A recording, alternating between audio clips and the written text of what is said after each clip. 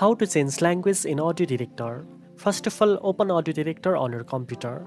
Once the program launches, look at the top menu bar and click on the Edit menu. From the drop-down, scroll down and select Preferences. This will open the Preferences window where you can adjust different settings for the software. Next, go to the General tab.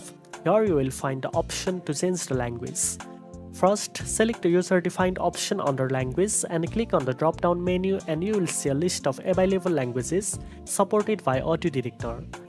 Choose your preferred language from the list. After selecting it, click OK to apply the changes.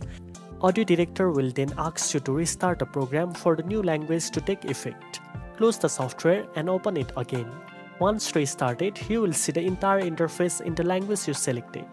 Now you know how to change language in AudioDirector. If you found this video helpful, don't forget to like, share and subscribe for more editing tips. Thanks for watching and I'll see you in the next one.